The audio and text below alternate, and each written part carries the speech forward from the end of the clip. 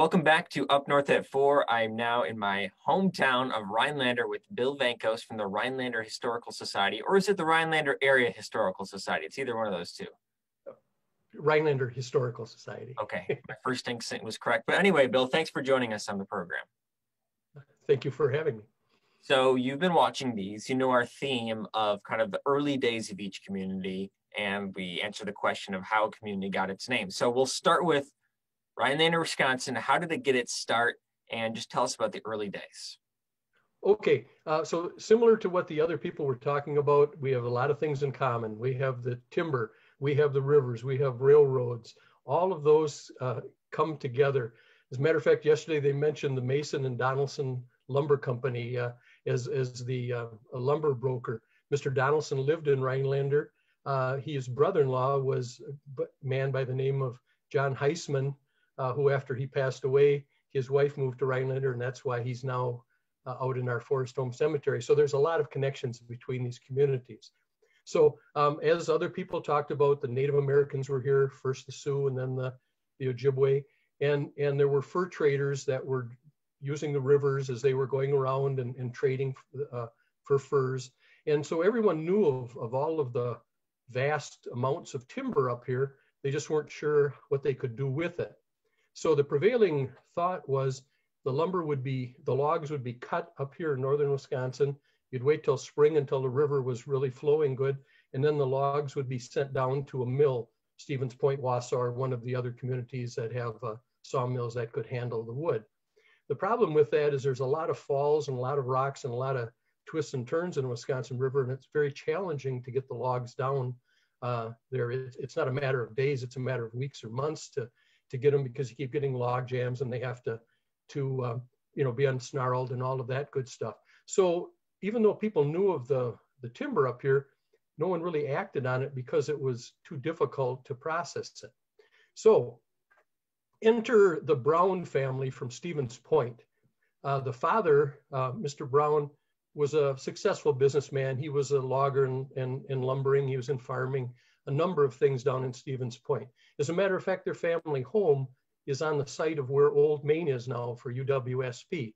Go Pointers. So anyway, in 1872, his oldest son and a family friend decided to take a canoe trip and come up and look at this area that had been widely known, and it was referred to as Pelican Rapids. So that was the name of the entire area up here. It was just called Pelican Rapids because of the Pelican River joining the Wisconsin. So anyway, so Anderson, Brown, or AW, back then it was, I guess, in vogue to go by your initials. So an awful lot of people just went by their initials. He was AW Brown instead of Anderson a lot. So anyway, he came up, he looked it over and saw the potential up here, but like everyone else knew it was going to be a challenge on how you would handle it. So he went back to Stevens Point and he told his father and his uncle, whose name Thomas Anderson, about it, and said, we need to invest in some land up there. Well, it took him a couple of years to talk him into it. So finally, about 2 years later, in 1874, the family purchased 1,500 acres, their initial purchase of land up here. But again, they just sat on it because they weren't sure how they were going to do it. Well, fast forward now 4 more years, and the Brown family was obviously connected in business around the state. They had their ear to the ground, and they heard that the Milwaukee Lakeshore and Western Railroad, which we heard of yesterday, was going to put a line in from Milwaukee to Ontonagon, Michigan.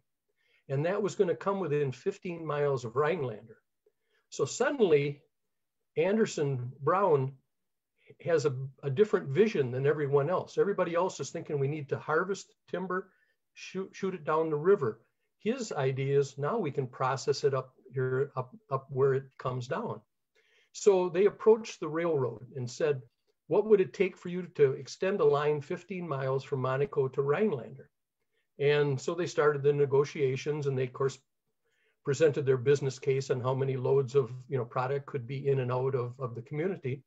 In addition to that, they offered the railroad half of their land holdings. So half of that 1,500 acres. And you might say, well, what was the railroad going to do with that? They don't put railroads all over the place. They don't, but they sell the land and they use that profits to finance their railroad.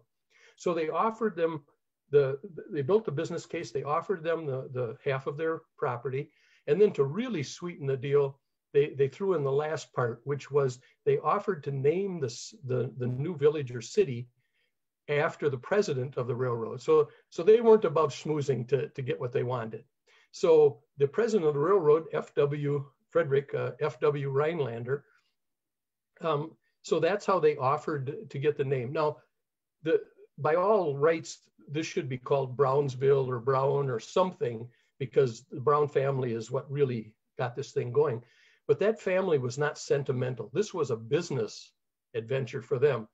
They didn't really care what the city or the village was called. This was a business opportunity for them. So they offered it, the railroad accepted it. And so that was in 1878. So the contract read that they had to have, the railroad had to have the rail line in by 1882, and they met that obligation. So in 1882 is when the village of Rhinelander was formed. So now we have a village and we have the rail that comes in. Now the community just implodes. I mean, it just takes off. In 1883, the population was 1,500 already in the village of Rhinelander. About, oh gosh, I think by 1890, it was like 2,700. And by 1895, it was like 4,500. I mean, it was just taking off. We had all of the loggers coming in. We had all of the shopkeepers, for general stores, hardware stores, hotels, restaurants, just all of that stuff coming in as well too. So the city, or the village, excuse me, at that time took off. Now we were still part of Lincoln County at that point. So Oneida County wasn't formed until 1885. I think it was 1885 was Oneida County was formed. So if you look at the original plat of Rhinelander that the Browns developed, right in the center of the business district, you'll see a block that was set aside for the courthouse. So even though they were still Lincoln County and just starting with everything, they had a vision that this could be the county seat at one time. As it turns out, they didn't use that particular block that they had first assigned to it. And they actually built it over on the edge of what was the village of Rhinelander in what was a potato field. But so that's where our current courthouse is. But they were already looking forward to that. Now, 12 years later, 1894, I'm sorry, I'm getting my years mixed up. 1894, so 12 years after, it's a village in 1882, 1894, it's incorporated as a city. And by then, of course, it was already Oneida County because Oneida County had been formed by then. So, and again, the Brown family was not only good in the business savvy, but they were also well connected. They made sure that they were positioned in any and everything that could have any effect on their business. So when the village of Rhinelander was part of the town of Pelican, the second brother, Webster Brown, was the town chairman. When they incorporated as a city, he became the first mayor of Rhinelander. So anything that might affect them, they took a part in it as well. So yes, they were focused on their business, but they were involved in the community, but also to make sure that they were involved in any changes that might be coming up. So anyway, so that's how the city, or starting out the village, and then later the city of Rhinelander, was named after the president of that railroad, the Milwaukee, Lakeshore, and Western. Bill, thank you so much for that. I was engrossed the whole time. I want to do a brief recap. I want to make sure I understand it correctly. So in a quick summary, the Brown family, very shrewd business family, invested in Rhinelander. They founded Rhinelander, and they were worried about moving logs in the tricky to navigate Wisconsin River, but an opportunity came with a railroad. So they cut a deal with the railroad, including naming Rhinelander after the president of the railroad company. And from there, it takes off. Am I understanding the gist of it? You are exactly. Bill Vankos with the Rhinelander Historical Society. We went way over our time, but I think it was worth it. Thank you for joining us on Up North at 4. Well, again, thank you very much for doing this program. I've learned a lot this week, and I look forward to future editions. Thank you, Bill.